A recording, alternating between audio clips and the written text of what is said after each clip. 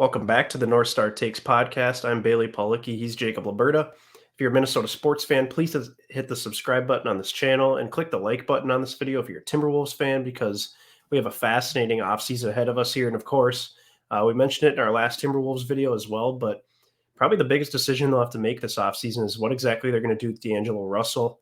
He's coming up on a contract year. He's got 1 year left on his deal. Making about $30 million a year, which I think is too much for him, and he's probably going to end up wanting more, just given how much contracts have gone up in the NBA.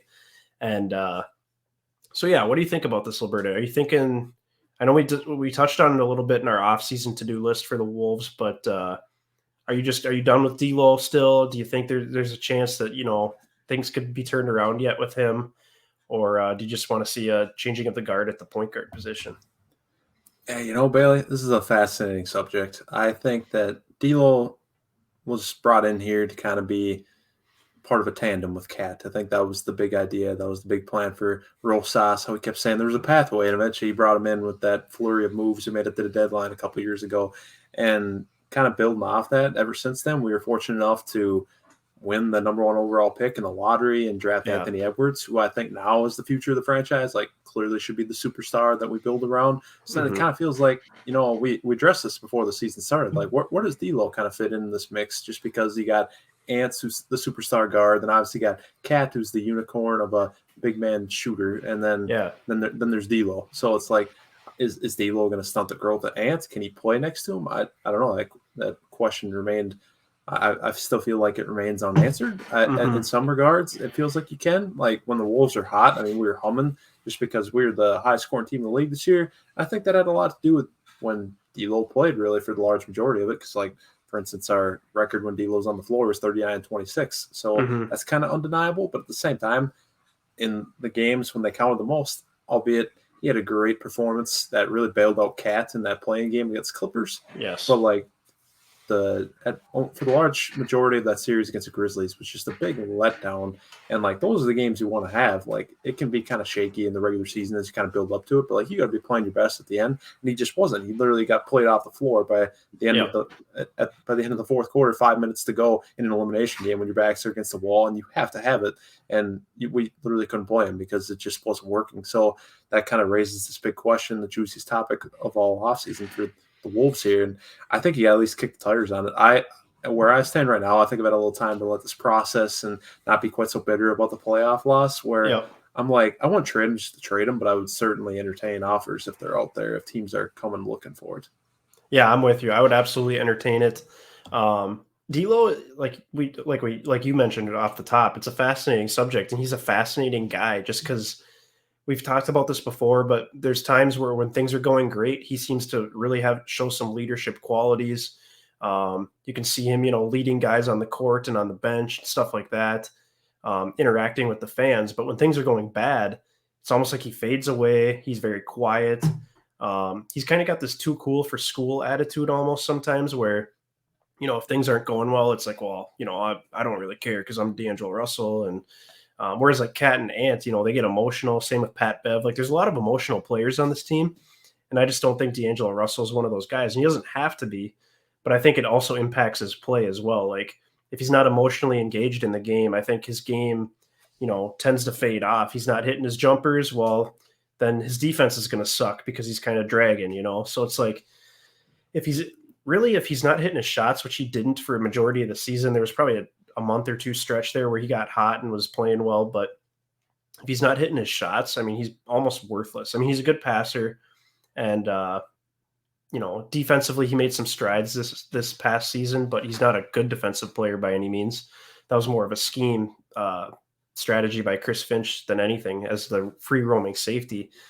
But, my issue with D'Lo mostly is I think he stunts the growth of Ant because he wants to be the one with the ball in his hands. He wants to take the clutch shots at the end of the game, which I think all those should belong to Ant now. I'm not saying Ant should be the primary ball handler, but Ant deserves to have the ball in his hands, initiating the offense way more than what he did this season, getting in pick and rolls with Cat, stuff like that. And D'Lo dribbles too much of the air out of the ball. Sometimes I think the shot clock winds down. Then he hands a grenade to Cat or, Vanderbilt or somebody that really can't do anything with it with a couple seconds left on the clock. They can't create their own shots. So Yeah, just very frustrating stuff from D'Lo, and I think I'm not as critical of him as a player as just how he's mentally wired, because I just think you're never going to get him to change his mind that he thinks he's probably the guy or the second guy if he thinks Cat's the guy. Um, I don't know if you'll ever get him to buy into him being the third guy, even if he knows that Ant is a generational talent, like he said, and he knows Ant's going to be a superstar. And obviously, he knows how good Cat is because that's why he wanted to come play here. Um, you know, I don't know if he'll get it through his head that him being the third guy means he needs to take a step back and maybe shoot the ball a little less. Don't shoot these crazy contested pull up jumpers at the end of the game when we could move the ball with a couple passes and get somebody an open look. So that's what's tough for me to handle with him. But going back to what you said, though, I'm with you. I think I wouldn't trade him just to trade him. Because in some cases, like with Wiggins, it's addition by subtraction. Just get him off the team, and you're in better hands. I don't think that's necessarily the case with D'Lo, just because he does make a positive impact. Like you mentioned, they have the winning record with him when he's on the floor. But I would definitely entertain it for a specific package, whether you get a more of a playmaking point guard in return that can still shoot the ball competently, but isn't gonna drag your team down. Or, maybe you can get a power forward out of that scenario as well and have somebody that can play next to Cat finally. And then you kind of fill the gap at point guard, because the point guard realistically probably needs to be your fourth or fifth best starter. So assuming that like Ant, McDaniels, and Cat are all going to be starters for the foreseeable future here. So what are your thoughts there? Yeah, absolutely. I love that you started that with not necessarily like D'Lo's basketball talent, but more just how he's wired. I think he does bring a weird energy where like sometimes you feel like he's fully engaged, and when he is, he's great. Like you have games like those, like we had in Philadelphia earlier this season. For those that remember that one, where he Yeah. just had ice in his veins, or the D'Lo, D'Lo celebrates like that, and Yeah. and then he scores the 23 in the fourth quarter and overtime, and then we end up winning like a double overtime thriller against a really good Sixers team, and like that's when you can tell he's engaged. He's all in and helping this team win. He was making plays on both sides of the court. So like that's the good side of D'Lo is great. Like when he's going, then it feels like our whole team kind of is, just because that's kind of everything starts with a point guard, facilitating the whole thing. Yeah. So like when he's hitting the shots, it's great. But on the flip side of that, like when he's not in it, like that can be very detrimental to the team. That's why he got played off the floor at the end of that playoff series against the Grizzlies. Like the guy can't make plays when he's not hitting the shots. Sometimes he gets a little shaky, and then he gets a little suspect as far as like playing defense and doing that. 'Cause, I mean, you already have to hide him the way it is, and then when he's like ejected and just not in it, then it's just a compounding problem. So I'd say it's really two sides of the coin here. You see a little bit every now and then, just kind of depends which one's gonna really, I guess, come to the surface more often. It's just hard to tell. But Yep. like you said, it just kind of comes and goes, and that's a little bit frustrating. You'd like to see more consistency, especially with should be one of your team leaders, really. Like he doesn't have to be, like you mentioned, but at the same time, he's one of our max players, one of the two max players. So like I think a certain amount of accountability has to fall on his shoulders. And like that didn't happen in that Mm-hmm. that playoff series that I keep talking about. But it's like those are the games that count the most. And so you gotta think about like how this looks going forward for this team and whether he can fit in. Just because, like you said, and talking about the growth of Ant that everybody wants to see. Well, this season, Ant definitely took a step forward, but it's like I feel like he could go even farther if he gets a higher usage rate. Because right Yes. now, over this season, for those unfamiliar, it's usage rate is just calculated by when a player's on the floor, how many possessions they have that end in a shot by them or a turnover by them. And Mm-hmm. this year they were, I think D'Lo was at about 25% and Ant at about 26.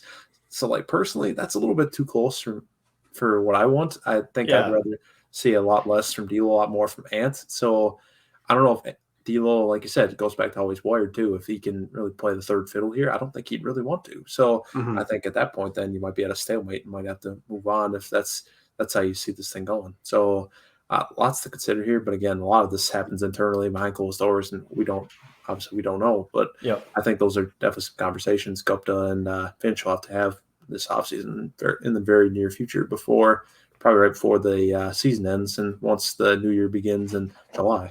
So Yeah, I was listening to the latest Dane Moore NBA podcast. He had Craig Kilborn on there. He's a diehard Timberwolves fan. He's also an actor in Hollywood.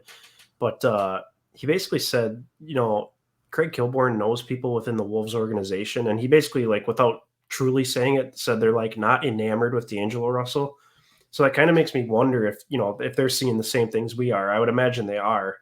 Because D'Lo was Gerson Rosas's guy. Gerson's obviously gone now. So, is Gupta really all in on him? I doubt it. And, like you said, it's the usage rate thing.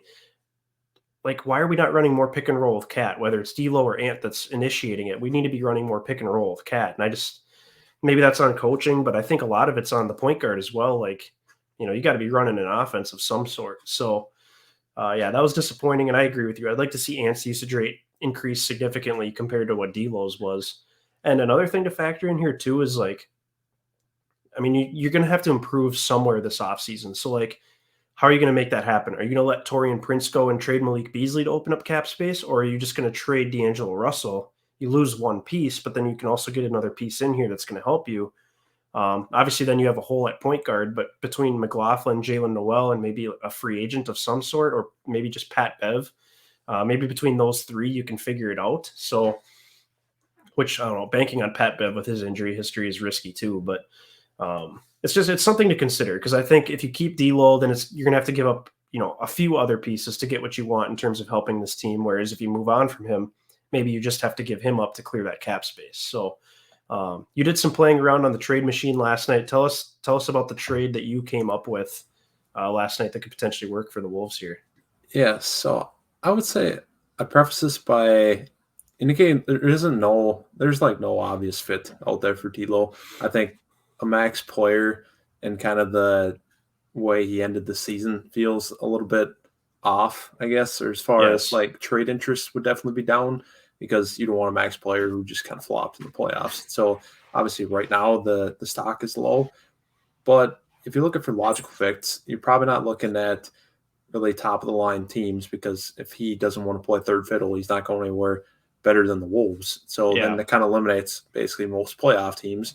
So then you're kind of looking at teams who might be interested in like a salary dump, since D'Lo has not that many years left on his contract, and you could see him being maybe more of the guy as you're rebuilding your team. So then if you factor that in, and then maybe take out the idea of trading him in conference just because maybe you wouldn't really like that, maybe you want to trade him to the East, then I ended up landing on among the, I believe, 5 teams that didn't make the playoffs or the play-in of the East. The one that felt like it made the most sense was the Indiana Pacers. And now hear me out on this one. To make the money work, and just as far as like a logical fit for the Wolves and what they could get in return, that would be really nice and could help this team a lot, is Malcolm Brogdon and Chris Duarte. So I think a 2-for-1 swap there probably would include some picks, but as far as just making the money works, this is the trade that went through. Mm-hmm. Now, the Pacers might be more interested in throwing somebody else in to make the money work than Duarte, just because Duarte is a former first-round pick, and I believe it was 13th overall. So, like, that'd be kind of a lot to part with, especially this early in his career. But for what it's worth, he is an older player. I believe he's like 24 already. Mm-hmm. So he's not exactly a spring chicken by any means for the NBA. But you think about that, and then Brogdon also in his own right is 29, whereas D'Lo is only, I believe, 26 right 26, now? 26, yeah. So he's in the prime of his career, and he'd be going to an Indiana team where he could be more the guy, because they just got Halliburton, but like, what else are they really building around there? So D'Lo could definitely get what he wants, I would say, as far as usage goes, and just kind of being the guy. Or then you get a guy like Brogdon in here for the Wolves. Like, that would help us a lot. And he also has a better player efficiency rating than D'Lo did last year. Yeah. And then you had Duarte, if you could, where he's a guy who can also score, especially in a highly prolific way off the bench. He averaged over 13 a game. I think he played 55 games, started 39 of them. But with the Wolves, obviously, he projected as a bench player. But still, a guy who could score. He's a former Pac-12 player of the year. But going back to the prized possession here, would definitely be Brogdon, just because he's more of an all-around player than D'Lo is, just because he fills up the stat sheet more ways than just scoring. Now, the thing with D'Lo that differentiates himself from a guy like Brogdon is his ability to make tough shots. But like, when he wasn't doing that this year, or at least in large amounts this year, I would say, like when we needed it in clutch time, then it's like, well, what's the point in having that if he's not going to hit shots? So then you got Brogdon, and you got him, and you got him being a 25-5 easy kind of guy. I mean, he could probably push it up to even more of like a 27-7 when he's really going. Like this last year was kind of a down year for him, Yep. but he's on a pretty affordable price tag at about $21 million a year. And he actually is a former 50, 40, 90 player. He had a season like that a few years ago. And that's very impressive because that means he can make shots at all three levels. And Yep. he's also an excellent defensive rebounder. Now, he's not fantastic defensive player just because of his unique size. He's 6'5", 229, which means he's also got an inch on D'Lo as far as height goes. Now, Right. he can play with bigger wings, but he can't stop the quicker, smaller point guard. So, like, that's kind of a detriment to his game, but he is better at defense than D'Lo. Like, you don't have to hide him or anything. Yep. So, I think there's a lot of advantages here for the Wolves, and I think for the Pacers in their own right too, where D'Lo playing next to Halliburton, like D'Lo classifies himself as a guard, like a combo guard, not necessarily a point guard. So him and Halliburton could play off each other potentially. And then for Brogdon come here, I feel like he could recognize he's the third guy, but he's also a guy that can hit shots at a tremendous level and still facilitate quite well. Like this guy plays with quick pace. He moves the ball, makes smart decisions. Like I think he'd be perfect here. Quite honestly, it's just would the Pacers truly be willing to come to the table and make a deal like this? I don't know. Yeah, the Pacers are an absolute wild card because, it seems like they were kind of willing to blow it up, but then they held on to Brogdon and Miles Turner still, although Turner got injured mid-season. But so that took him off the table. Yeah, exactly. I would say, the Pacers and I think the Knicks are probably the two teams that really stick out in terms of a potential D'Lo trade. Mm-hmm. There is that Gerson Rosas connection now that he's an advisor with the Knicks. Yeah. I don't know how that would go with Tom Thibodeau. I mean, they do need a point guard out there because they had Derrick Rose and Kemba Walker and they have that Isaiah Quickly, but he's not that great. So, but my problem is, what would we want back from the Knicks? That's the thing. Yeah. Knicks, it would almost have to be draft pick driven, I would imagine, in that regard. And I don't know if the Wolves want to go that route. Whereas with the Pacers. I mean, we already have a young team the way it is. Yeah, exactly. Whereas with the Pacers, you could facilitate potentially a Brogdon deal. I'm with you. I'm not sure if they'd throw in Duarte. I mean, as a rookie, he averaged 13 points a game, albeit he is 24 years old already. But I think potentially somehow getting Miles Turner out of the Pacers too would be phenomenal. I don't know if that could work necessarily, but then maybe you start Cat and Miles Turner together, moving Vando to the bench, and then if you draft a center, then you had Vando and that center off the bench. You could move D'Lo and Naz Reid and get back a Miles Turner potentially or something. True. Just That's make an interesting idea. Yeah, make these little swaps. I don't know, money wise, how that all works out. I know Turner's not on a max deal like D'Lo is, but he's making north of $20 million, I believe. Exactly. So as long as we wouldn't have to attach it this year's first, and then we still have those 3 second-round picks too, so you could throw something like that in on a trade. I still think you could package those 3 and somehow move up in the first round because it seems like that Mark Williams from Duke, who you and I have had our eye on for a while. Last I checked, he's more projected into the top 12 to 14 now. Ooh. And we're sitting at pick 19. So I think we'd have to move up a little to get him. Kind of scoot up some. Yeah.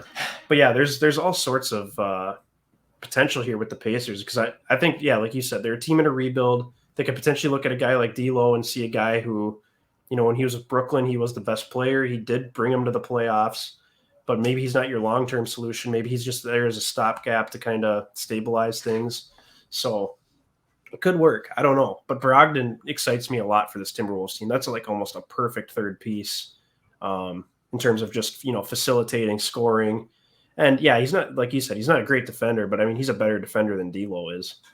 Yeah, exactly. I think that'd be a drastic improvement. And again, this is a guy that plays with pace. He's not going to dribble the air out of the ball, which is super nice. You watch a Pacers game, this guy's always moving. So, I mean, I think that's what we want. I think that's what we love about J-Mac, really, is because he always makes the smart play. He's always playing with pace. He always puts the ball in a good spot and for somebody to have a nice opportunity or a nice look. So I think that's what we want. And Brogdon's a rich man's version of that, I would say. I mean, in some respects. And it's just I love this idea more and more. I think about it. Yeah, it's just the feasibility of this because it's just purely speculation. Me going through these teams and feeling what would make sense financially or somewhat logistically with the players coming and going and their fits on these teams. So I think this would be a really fun one, obviously. But it remains to be seen if Brogdon will actually be available. I mean, for what it's worth, too, he's got his injury history. That would be a little bit concerning. But again, I mean, D'Lo gets nicked up a fair amount on his own. So that kind of feels like a wash anyways. But I would love to bring in a 50, 40, 90 player here that averages – it's like a 25-5 guy if you want him to be. And yeah, I think he'd bring it. He's definitely a leader. Like that's how everybody identifies him with the Pacers. Is definitely a leader. He's pretty active in the community too. So I mean, this is a good guy. I think he'd be good for the locker room. Whereas like Yep. D'Lo again, that's differentiation where there's just that weird energy there. So I Right. I could get very excited about Brogdon. For sure. Yeah. It's a super exciting idea for a trade. And I don't know. I feel like Gupta's going to be he'd be willing to make a deal like this because I think your team would improve in multiple ways here. I mean, I guess, yeah, to make the money work, you probably do have to throw in another player, whether it's Duarte or somebody else. But then if you send a Nas Reed, banking on the fact you're going to draft a center in this draft, like there's so many possibilities here that make this exciting. So yeah, it's gonna be fascinating to see what the Timberwolves do this offseason, what their deal with D'Lo is.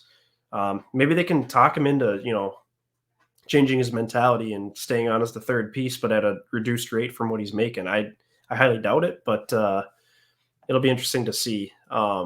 In terms of like free agents, like just quickly before we wrap up, there's not much out there for free agents in terms of like a point guard replacement or even like a power forward you could just sign to bring in. There's really nobody out there this summer that's fascinating. I know a lot of Wolves fans want Zach LaVine back, but I really don't think that'd be a good idea with the emergence of Ant. I think that would stunt his growth as well because Zach LaVine loves to shoot the ball, and obviously you'd have less shots for Cat too, which is not what we want. So um, looking ahead to 2023, I think there is a scenario where it makes sense to hold on to D'Lo for another season, let that contract expire, and then you have all sorts of cap room going into 2023. Where I have a list of free agents pulled up here. Um, Guys that would be available in 2023 as unrestricted free agents: Bradley Beal, Porzingis, Vucevic if you wanted a center to play next to Cat, Fred Van Vliet if you wanted a point guard replacement, Harrison Barnes, who's played well for the Kings, Bogdanovich from the Hawks, Gary Trent Jr., who is ascending right now for Portland. Is he? No, he's with the Raptors now. Raptors now, yep. I always get Portland and the Raptors mixed up, but he's with the Raptors. So yeah, just some very intriguing players that are potential free agents. Like a Gary Trent Jr. would be kind of fun because like he's not going to be a number one, but he could be a number two or a number three for sure. So that'd be kind of fun coming up in a couple of years, Minnesota's own. But just some thoughts there, free agency wise. I think it makes the most sense for the Wolves to make a deal and a trade though to improve this roster. Yeah, absolutely. I love the way you teed that up. I think the free agency looks better, the outlook is better for 2023. But again, if the deal is right this year, I wouldn't hesitate on that either. I think you're always trying to improve your team, and especially like what are we banking on to actually ascend in the Western Conference next season? It's probably Yeah, a lot has to do with Ant's development and just kind of taking over at the end of games and finishing them for us because it felt like we didn't have a problem getting there, like getting to the fourth quarter. It's just capping them off. That's what teams closing. do. Yep.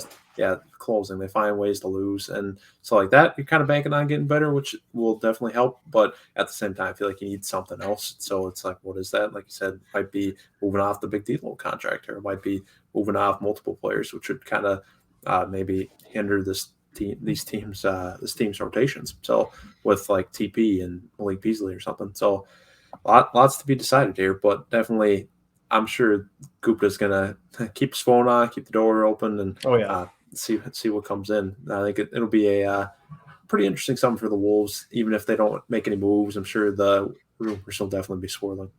Absolutely. It'll be fascinating to watch. But that will do it for this edition of the North Star Takes podcast. Like I said earlier, please click the like button on this video and subscribe to the channel if you haven't done so already. Feel free to give us a follow on both Twitter and Instagram and let us know your thoughts in the comment section below. Do you want to keep D'Lo? Do you want to see him gone?